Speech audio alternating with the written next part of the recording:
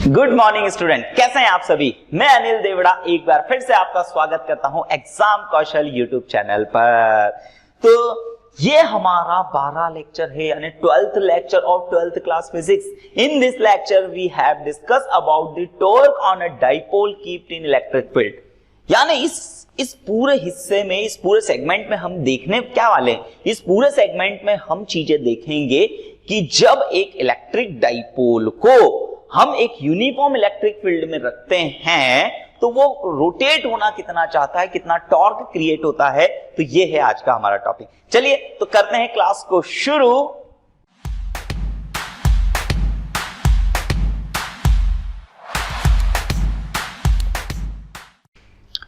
तो स्टूडेंट्स, आज का हमारा सबसे पहले dipole keeped in electric field. अगर हम डाइपोल को जस्ट एक इलेक्ट्रिक फील्ड में रखेंगे ही तो क्या होगा, तो थोड़ा सा यहां पर इमेजिनेशन के साथ में करते चलिएगा।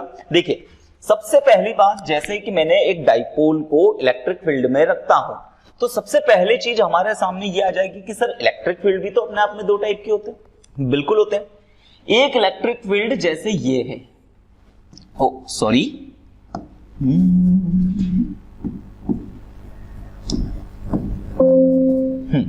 अब ध्यान से देखते जाइएगा स्टूडेंट्स। एक इलेक्ट्रिक फील्ड जैसे ये वाला है, कुछ इस तरह से।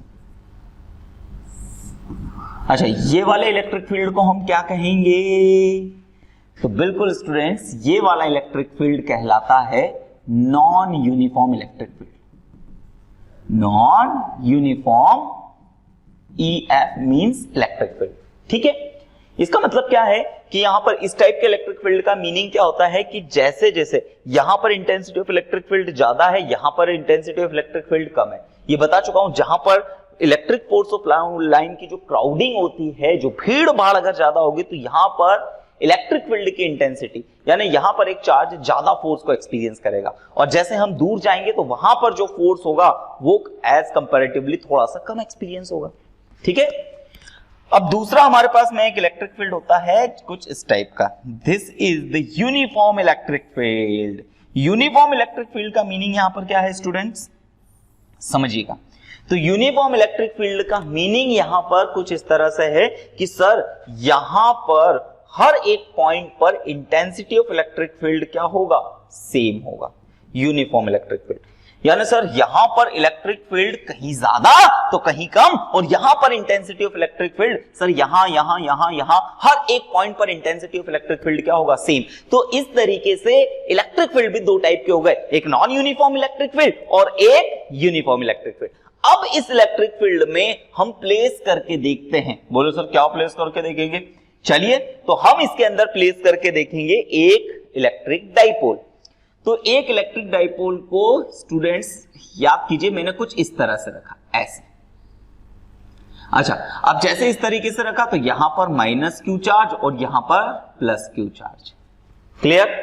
अब हम जानते हैं कि एक इलेक्ट्रिक फील्ड के ऊपर, मतलब यूनिफॉर्म, नॉन यूनिफॉर्म या कोई भी जब चार्ज पार्टिकल को हम इलेक्ट्रिक फील्ड के अंदर रखते हैं तो एक फोर्स को एक्सपीरियंस करता है, और पॉजिटिव चार्ज इलेक्ट्रिक फील्ड की डायरेक्शन में एक फोर्स को एक्सपीरियंस करेगा, और नेगेटिव चार्ज डायरेक्शन के अपोजिट में एक फोर्स को एक्सपीरियंस करेगा। अब एक चीज सोच पा रहे हो कि यहां पर ये वाला जो चार्ज है, ठीक है, ये वाला जो चार्ज है, यानी इस चार्ज को अपन F1 बोल देते, इस फोर्स को F2 बोल देते। सॉरी, चार्ज तो प्लस क्यू है।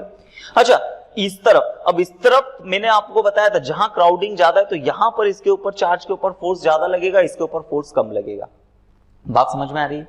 अच्छा, अब सोचिए अगर सर इसके ऊपर नेट हम लीनियर फोर्स की बात करें, कौन से फोर्स की बात करें, बिल्कुल लीनियर फोर्स की बात करें जो एक लाइन में लग रहे हैं, तो इस तरफ का फोर्स आप देखोगे कि सर एक जो इस डायरेक्शन का फोर्स है वो F1 फोर्स जो है एज कंपैरेटिवली F2 फोर्स से छोटा है। इसका मतलब क्या हो गया कि सर ये फोर्स की वैल्यू बड़ी है, इस फोर्स की वैल्यू छोटी है। अच्छा, जैसे ये फोर्स की वैल्यू अगर बड़ी हो गई तो ये पूरा का पूरा सेगमेंट इधर नहीं जाने लगेगा। इसका मतलब क्या है कि ये पूरा का पूरा सिस्टम कौन सा मोशन करेगा, लीनियर मोशन करने लग जाएगा। ठीक है, एक लाइन में चलने लग जाएगा। Okay, got it. अच्छा, अब दूसरी चीज देखिए, अब दूसरी चीज होती है कि सर कोई भी चीज घूमती कब है।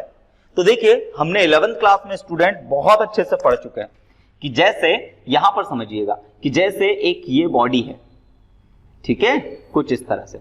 अच्छा, इस बॉडी को अगर रोटेट करना है तो यहां पर हम एक फोर्स लगाएंगे और एक फोर्स इस तरफ। अच्छा, इन दोनों फोर्सेस के बीच में एक डिस्टेंस क्रिएट होती है, तो अब सोचिए ना, ये घूमने की कोशिश करेगा, बिल्कुल करेगा। और बात सभी को समझ में आ रही ना कि सर ये घूमने की कोशिश करेगा, एक घूमने की कोशिश क्या, घूमेगा ही। तो जब भी दो इक्वल, ठीक है, जब भी दो इक्वल और ऑपोजिट फोर्सेस यहां पर लगते हैं, ठीक है, तो दो इक्वल और ऑपोजिट फोर्सेस लगते हैं और उनके बीच में कोई डिस्टेंस, एक परपेंडिकुलर डिस्टेंस क्रिएट होती है, तब इस हिस्से पर ये घूमने की कोशिश करता है, डाइपोल घूमेगा या कोई भी सिस्टम घूमेगा। बिल्कुल उसी तरीके से जैसे हम क्या करते हैं, हमारे नल का टैब ओपन करते हैं, तो टैब ओपन करते समय अपन क्या करते हैं, एक उंगली से फोर्स को मैं इस डायरेक्शन में, तो एक उंगली से अंगूठे से फोर्स इस डायरेक्शन में और ऐसे करके घुमा देते हैं, तो घूम जाता है ना। बात सभी को समझ में। तो अब इसी तरीके से सर ये घूमने की भी तो कोशिश करेगा, और घूमने की कोशिश करेगा तो उस घूमने वाले फोर्स के इफेक्ट को ही हम टॉर्क कहते हैं, ठीक है। तो अब याद रखिएगा कि जब भी फोर्स, टॉर्क के लिए दोनों फोर्स के बीच की कुछ डिस्टेंस जरूर दिखना चाहिए। तो अब यहां पर देखिए, बोले सर यहां कैसे दिख रही है डिस्टेंस, देखिए अगर मैं इसको इधर पीछे बढ़ाऊं, इसको इधर पीछे बढ़ाऊं, तो ये एक डिस्टेंस नहीं क्रिएट हो रही दोनों फोर्सेस के बीच में। इसका मतलब सर यहां पर लीनियर फोर्स भी है और टॉर्क भी है। इसका मतलब हमारा ये जो सिस्टम है, ये डाइपोल क्या करेगा, तो वो रोटेट भी करेगा। इसका मतलब ये हुआ कि जब हम इलेक्ट्रिक डाइपोल को, याद रखिएगा, जब हम एक इलेक्ट्रिक डाइपोल को नॉन यूनिफॉर्म इलेक्ट्रिक फील्ड में रखते हैं तो वो लीनियर मोशन भी करेगा और साथ ही साथ में रोटेट भी होगा। इसका मीनिंग ऐसा हुआ कि ये ऐसे, मतलब ये ऐसे घूमते हुए इस तरफ जाएगा, मतलब घूमेगा भी और इस डायरेक्शन में भी जाएगा। बात सभी को समझ में आई? चलिए बहुत बढ़िया। अब इसी तरीके से अगर हम यहां देखें, अब यूनिफॉर्म इलेक्ट्रिक फील्ड में अगर मैं एक चार्ज को, मतलब एक इलेक्ट्रिक डाइपोल को प्लेस करता हूं, तो यहां पर माइनस क्यू चार्ज, यहां पर प्लस क्यू चार्ज, इसके ऊपर जितना फोर्स इस डायरेक्शन में उतना ही फोर्स इस डायरेक्शन में। तो यहां पर हम देखेंगे कि सर ये वाला जितना फोर्स इस डायरेक्शन में लग रहा है उतना ही फोर्स इस डायरेक्शन में। बात सभी को समझ में आ रही? इसका मतलब दोनों ही फोर्स एक दूसरे के इफेक्ट को क्या कर देंगे, कैंसल आउट कर देंगे। इसका मतलब यहां पर क्या होगा, नो लीनियर मोशन। ओके, यानी इसमें कोई लीनियर मोशन हमको देखने को नहीं मिलेगा, ठीक है। लेकिन फिर से देखिए कि सर एक फोर्स इधर है और एक फोर्स इधर है, इनके बीच में एक डिस्टेंस क्रिएट हो रही है, बिल्कुल ये डिस्टेंस क्रिएट हो रही है। इसका मतलब क्या यहां पर टॉर्क प्रोड्यूस होगा, तो जी हां, यहां टॉर्क प्रोड्यूस होगा। तो linear motion zero but torque produce यहां पर होगा। क्लियर? क्योंकि ये घूमना, जब भी कोई सिस्टम के ऊपर दो इक्वल और ऑपोजिट फोर्सेस लगे और उनके बीच में कुछ परपेंडिकुलर डिस्टेंस हो, तब हमेशा हमेशा हमेशा वो ऑब्जेक्ट घूमेगा, और जब भी घूमेगा तो टॉर्क प्रोड्यूस करेगा। क्लियर? आई होप सो ये आप लोगों को समझ में आया होगा। तो आप इसका स्क्रीनशॉट ले लीजिए। अब थोड़ा सा इसी को हम रिटन लैंग्वेज में देख लेते हैं, ठीक है। ये चीजें देखिए, dipole keep in uniform electric field. अगर हम यूनिफॉर्म इलेक्ट्रिक फील्ड में रखते हैं, देखिए डाइपोल को यूनिफॉर्म इलेक्ट्रिक फील्ड में रखा तो इसके ऊपर फोर्स इस डायरेक्शन में लगेगा एक QE, इस डायरेक्शन में QE, ठीक है। यूनिफॉर्म इलेक्ट्रिक फील्ड है तो यहां पर क्या हो जाएगा, net force on electric dipole is zero. Electric dipole के ऊपर, इस पूरे सिस्टम के ऊपर नेट फोर्स का लीनियर इफेक्ट जीरो हो जाएगा। It means do not have any linear motion, यानी डाइपोल कोई लीनियर मोशन तो नहीं करेगा। नेक्स्ट, अगर डाइपोल को हम नॉन यूनिफॉर्म इलेक्ट्रिक फील्ड में प्लेस करते हैं, अगर नॉन यूनिफॉर्म इलेक्ट्रिक फील्ड में प्लेस करेंगे तो in this condition the net force on electric dipole, ठीक है, net force on electric dipole is not zero, ठीक है। अभी हाल मैंने डायग्राम के साथ बताया था कि तब टोटल इफेक्ट जीरो नहीं होगा, तो वो टॉर्क के साथ साथ लीनियर मोशन भी करेगा। इसका मतलब क्या हो, it means dipole have linear motion as well as rotatory motion, तो दोनों टाइप के मोशन करेगा, ठीक है। अब फिलहाल हम इस कंडीशन को पढ़ते हैं यूनिफॉर्म इलेक्ट्रिक फील्ड को पढ़ते हैं, ठीक है। अब यूनिफॉर्म यानी टॉर्क को यानी हम इलेक्ट्रिक डाइपोल को जब एक यूनिफॉर्म इलेक्ट्रिक फील्ड में रखते हैं तो वो कितना टॉर्क प्रोड्यूस करेगा, इस चीज का हम डेरिवेशन करते हैं, ठीक है। चलिए समझते जाइएगा। सबसे पहले यहां पर स्टूडेंट्स इसकी थ्योरी को भी अच्छे से समझते जाइएगा। तो ये है एक क्या इलेक्ट्रिक डाइपोल, ठीक है। ये बनाया हमने क्या, एक इलेक्ट्रिक डाइपोल। तो चलिए इसको देख के लिख लेते हैं। तो क्या होगा इसका थ्योरी,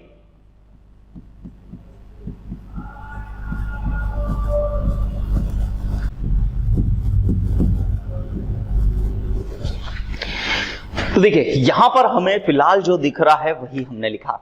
बोले सर क्या लिखा, यहां पर let A B is an electric dipole, AB is an electric dipole which is made by minus q and plus q charges and both charges separated by 2l distance। अब ये पूरा का पूरा डाइपोल हम किसके अंदर प्लेस कर देंगे, एक यूनिफॉर्म इलेक्ट्रिक फील्ड के अंदर। तो यहां पर मैंने ये वाली जो लाइन है ये किस तरीके से यूनिफॉर्म इलेक्ट्रिक फील्ड को रिप्रेजेंट करती है, और इस यूनिफॉर्म इलेक्ट्रिक फील्ड की इंटेंसिटी कितनी है, तो इसकी इंटेंसिटी है E, ठीक है। तो चलिए इसको लिखते हैं।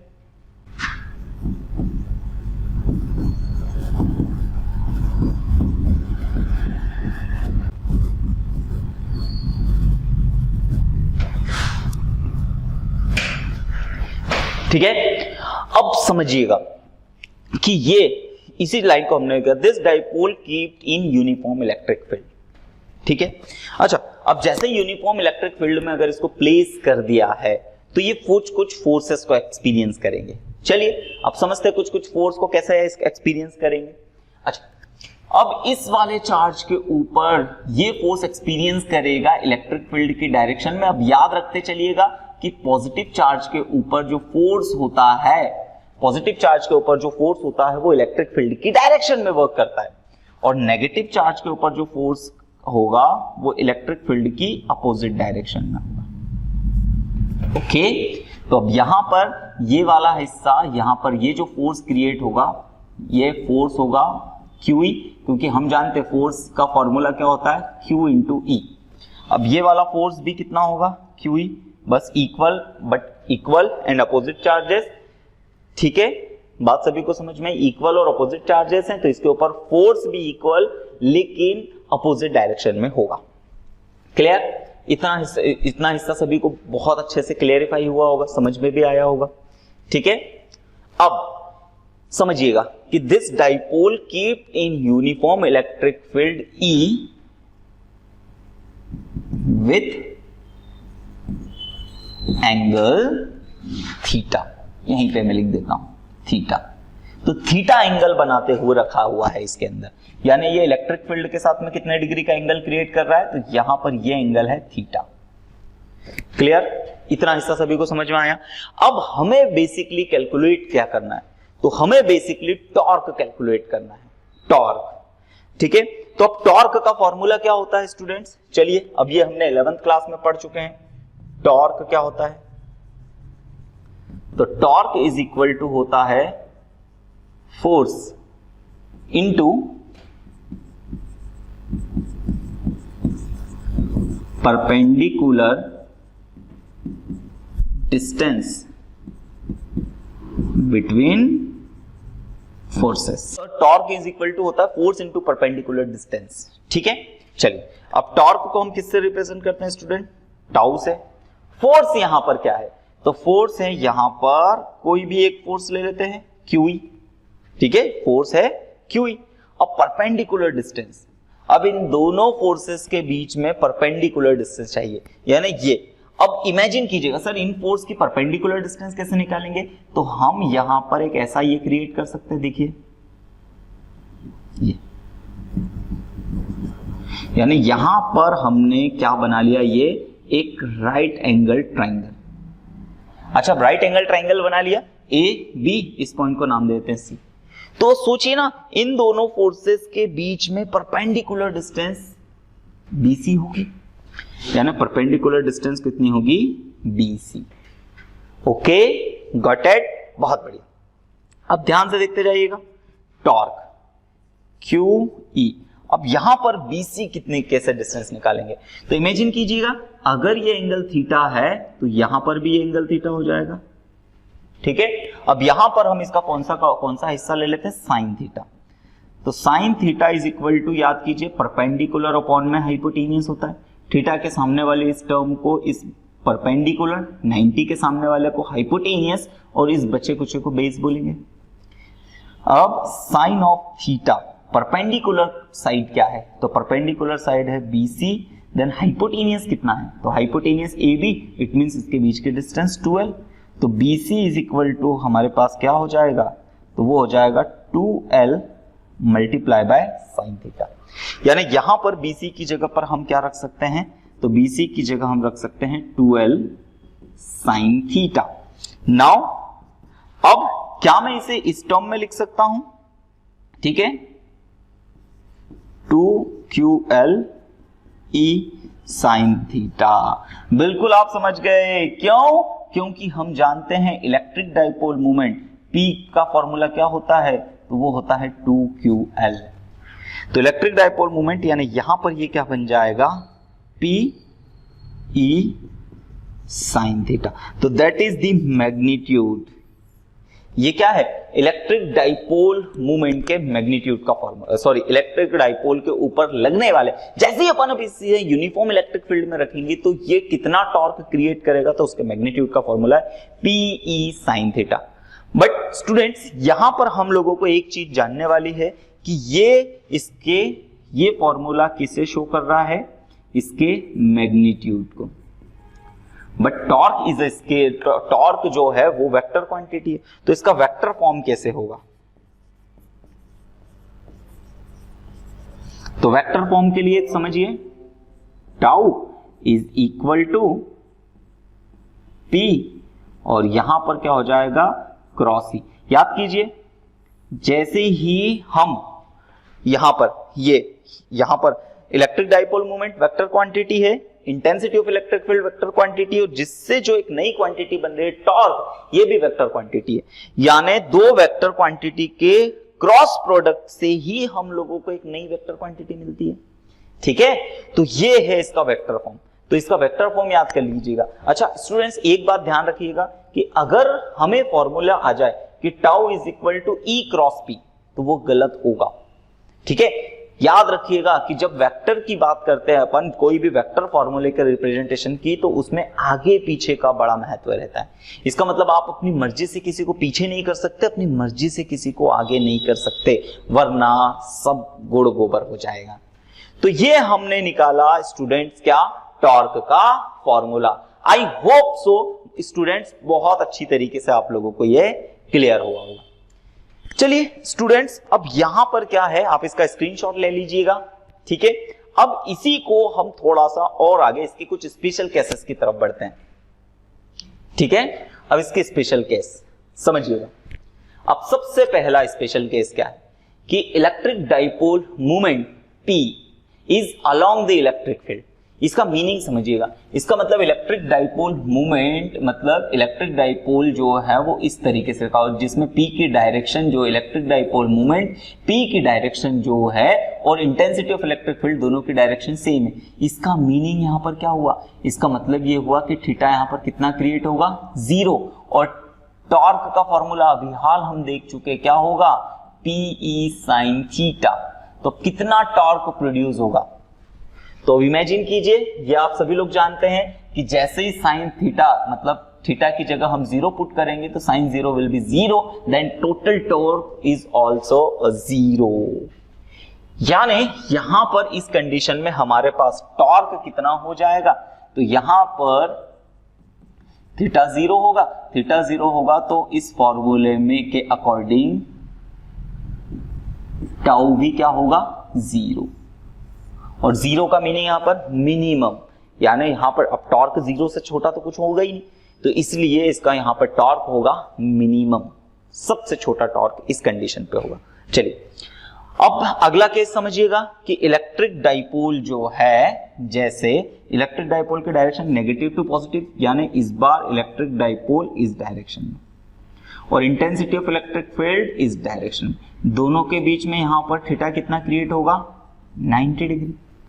अब इस फॉर्मूले में अगर हम पुट करें, ठीक है, तो यहां पर थीटा कितना होगा स्टूडेंट्स 90 डिग्री। अब यहां पर इस फॉर्मूले में पुट करेंगे तो tau is equal to PE sine 90, और साइन 90 की वैल्यू हम जानते हैं कितनी होती है, तो वो होती है 1, यानी यहां पर टाउ टॉर्क कितना होगा P। अच्छा, इस समय पर ये टॉर्क कितना होगा स्टूडेंट, तो ये मैक्सिमम होगा, सबसे ज्यादा इस समय पर ही इसके ऊपर। क्यों? क्योंकि इसके ऊपर फोर्स इस डायरेक्शन में लग रहा होगा, इसके ऊपर फोर्स इस डायरेक्शन में।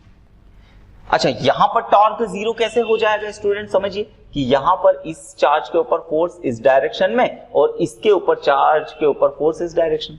तो सोचिए ना, एक के ऊपर फोर्स इधर, एक के ऊपर फोर्स इधर, दोनों फोर्सेस के बीच में परपेंडिकुलर डिस्टेंस नहीं बन रही है, और जब परपेंडिकुलर डिस्टेंस नहीं बनेगी तो हम जानते हैं कि उस समय पर वो घूमेगा नहीं, और घूमेगा नहीं तो इसलिए हमारा टॉर्क भी कितना आया 0।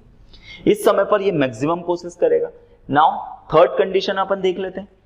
अब थर्ड कंडीशन में यहां पर समझिएगा कि सबसे पहले ऐसे रखा हुआ था, फिर 90 डिग्री के एंगल पे, अब मैंने इसको 180 के एंगल पे कर दिया। ठीक है, 180 के एंगल का मीनिंग यहां पर क्या होगा कि इलेक्ट्रिक डाइपोल मूवमेंट की डायरेक्शन नेगेटिव टू पॉजिटिव, यानी इस बार P की डायरेक्शन इधर है, तो ये है P की डायरेक्शन और यहां से बना E की डायरेक्शन। ठीक है, तो ये पहले समझिए ना, इस पूरी प्लेस से ये 180 डिग्री एंगल घूम के आ गया, यानी यहां पर थीटा कितना होगा स्टूडेंट, तो थीटा विल बी 180। अब टाउ इज इक्वल टू क्या हो जाएगा, पीई साइन 180 डिग्री, और हम जानते हैं साइन 180 भी कितना होता है 0, यानी इस कंडीशन में भी टॉर्क कितना होगा 0 होगा। क्लियर? अब टॉर्क यहां पर 0 होगा। अब कैसे समझ सकते हैं अपन यहां पर, ठीक है, फिर से पॉजिटिव के ऊपर फोर्स किस डायरेक्शन में लगेगा, इस डायरेक्शन में, और इस नेगेटिव चार्ज के ऊपर फोर्स किधर लगेगा, इस डायरेक्शन में। इसका मीनिंग यहां पर क्या है कि फिर से इक्वल ऑपोजिट फोर्स। अब पहले केस में टॉर्क ऐसे था, अब टॉर्क ऐसे इसको दबाते हुए, ठीक है, तो टॉर्क बनेगा ही नहीं, 0 होगा, इसलिए हमारा आंसर भी कितना आया 0। आई होप सो ये पूरा सिस्टम अच्छे से समझ में आया। अब यहां पर स्टूडेंट एक और चीज अपने से पूछा जाता है, कुछ एक छोटे से केस को, स्टेबल और अनस्टेबल इक्विलिब्रियम को। स्टेबल इक्विलिब्रियम क्या होता है और अनस्टेबल इक्विलिब्रियम क्या होता है, चलिए एक छोटा सा, जैसे मैं आप लोगों के लिए एक छोटा सा चीज करके बताता हूं, ध्यान से देखते जाइएगा सभी लोग। ठीक है, अब ये हमारे पास एक कॉपी है, ये अच्छा, अब ये हमारे पास कॉपी है। अब मैंने क्या किया, मैंने यहां से इसके ऊपर, ये नीचे का बेस है और इसको, ये अभी इक्विलिब्रियम में है। ठीक है, इक्विलिब्रियम का मतलब क्या है कि ऑल फोर्सेस इसके ऊपर 0 है, सारे डायरेक्शन से लगने वाले फोर्सेस कितने हैं 0। लेकिन अब सोचिए, मैं इसको अगर थोड़ा सा ऐसा टेढ़ा करता हूं, थोड़ा सा, और ये थोड़ा सा टेढ़ा करके ऐसे अब छोड़ता हूं तो, ठीक है, यानी इसका इक्विलिब्रियम बिगड़ जाएगा। समझिए, जैसे मैंने यहां से ये ऐसा रखा हुआ था, या ऐसे मान लीजिए ऐसा रखा हुआ था, मैं इसे थोड़ा सा टेढ़ा करूंगा तो ये गिर जाएगा, मतलब ये वापस अपने स्टेबल स्टेट में नहीं आएगा। तो इसी चीज को हम बोलते हैं ये अनस्टेबल इक्विलिब्रियम है। अब अनस्टेबल बोले सर, अब स्टेबल इक्विलिब्रियम क्या होता है? स्टेबल इक्विलिब्रियम को समझिएगा कि मैंने यहां से अब ऊपर से ऐसे धागा बांध दिया, धागा बांध के ऐसे लटका दिया। अब मैं इससे क्या करूंगा, जैसे ही इसे थोड़ा सा इधर पुश किया, ये वापस आ जाएगा, फिर इधर पुश किया, ये वापस आ जाएगा। समझ में आ रहा है? इधर पुश किया तो ये वापस आ जाएगा। इसका मतलब क्या है, स्टेबल इक्विलिब्रियम का मीनिंग ये होता है कि हम जैसे उसके ऊपर थोड़ा बहुत फोर्स लगाए तो ऑटोमेटिकली वापस अपनी मेन पोजीशन पे, अपनी शुरुआती स्थिति में आ जाएगा, शुरुआती कंडीशंस में आ जाएगा। तो इसको हम बोलेंगे कि ये स्टेबल कंडीशन में है। और हमने जब ऐसे रख के इसको थोड़ा सा फोर्स लगाया तो ये वापस अपने स्टेबल कंडीशन में नहीं आ रहा, तो हम बोलेंगे ये अनस्टेबल इक्विलिब्रियम है। क्लियर? तो आई होप सो स्टेबल और अनस्टेबल दोनों इक्विलिब्रियम समझ में। अच्छा, अब हम बोलेंगे कि इक्विलिब्रियम कौन सी कंडीशन में, तो ये 2 कंडीशन में है। कब? जब थीटा 0 है, क्योंकि यहां पर नेट फोर्स, नेट टॉर्क सब 0 हो रहा था, और एक बार इस थीटा इज इक्वल टू 180 के केस में। ये दोनों ही कंडीशन में वो इक्विलिब्रियम की कंडीशन में है। क्यों? क्योंकि यहां पर टोटल फोर्स 0 और यहां पर भी नेट इफेक्ट 0। बट अब ये बात आती है कि दोनों में से अनस्टेबल और स्टेबल इक्विलिब्रियम में कौन है। चलिए तो इसे समझते हैं। तो ध्यान से देखिएगा, कंडीशन ऑफ स्टेबिलिटी, सबसे पहले स्टेबल इक्विलिब्रियम और अनस्टेबल इक्विलिब्रियम। चलिए स्टेबल इक्विलिब्रियम को समझते हैं। जैसे ये अब सोचिए, स्टेबल इक्विलिब्रियम में तो सर सबसे पहले इसको स्टेबल तो करें। तो सोचिए कि हमारे पास यही इलेक्ट्रिक डाइपोल मान लेते हैं शुरुआत में कुछ ऐसा था, कुछ इस तरह से ऐसा। यहां पर कौन सा चार्ज था? पॉजिटिव। यहां कौन सा चार्ज था? नेगेटिव। इसके ऊपर फोर्स इस डायरेक्शन में लग रहा है और इसके ऊपर फोर्स इस डायरेक्शन में लग रहा है। ठीक है। अब जैसे ही मैंने इसको क्या करा, जैसे ही मैंने इसको इधर कर दिया, अच्छा जैसे ही मैंने इसको घुमा करके नई पोजीशन ये वाली सेट कर दी। अच्छा जैसे ही सेट कर दी तो इसके ऊपर फोर्स इधर, इसके ऊपर फोर्स इधर, ये टॉर्क क्रिएट करेगा और उसको वापस जैसे ही मैंने, देखिए पहले इक्विलिब्रियम में था, अब जैसे ही मैंने ऐसे करा तो फिर से टॉर्क लगा और ये वापस आ जाएगा अपने करने। फिर मैंने इसे घुमा के ऐसे कर दिया तो फिर वापस आ जाएगा। फिर मैं इधर घुमा दूंगा तो भी ये वापस आ जाएगा। यानी इस कंडीशन में हम स्टेबल इक्विलिब्रियम क्यों कह रहे हैं? क्योंकि इसको हम किधर भी डिस्प्लेस कर दे ये वापस ऑटोमेटिकली अपनी मीन पोजीशन पे आ जाएगा। तो याद रखिएगा कि थीटा इज इक्वल टू 0 पे वो कौन सा स्टेबल इक्विलिब्रियम बनाता है? Electric dipole. अब अनस्टेबल इक्विलिब्रियम क्या होता है? चलिए इसे समझते हैं।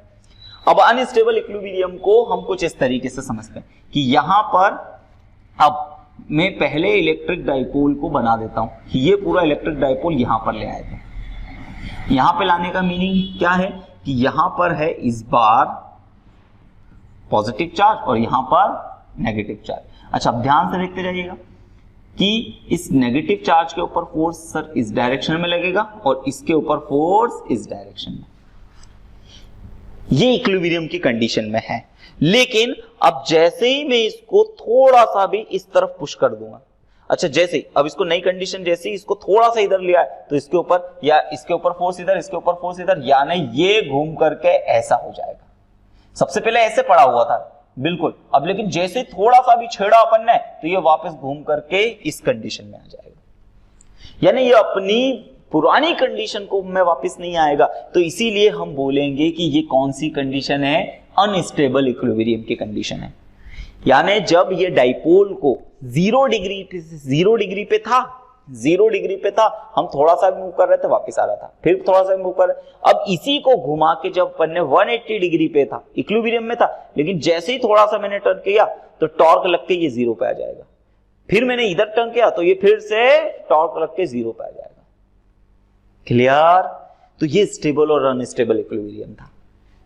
तो आज की क्लास में हमने स्टूडेंट्स टॉर्क को पढ़ा कि इलेक्ट्रिक डाइपोल को जैसे हम इलेक्ट्रिक फील्ड में प्लेस करेंगे तो उसके ऊपर टॉर्क कितना होगा, तो ये हमने जाना और टॉर्क की कंडीशन को भी देखा।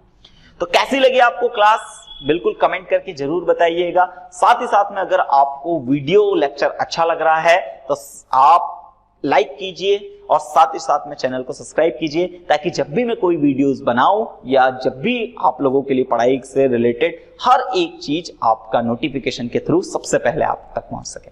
चलिए तो आज की क्लास को यहीं करते हैं समाप्त। बहुत बहुत धन्यवाद आप सभी लोगों का। जय हिंद, जय भारत।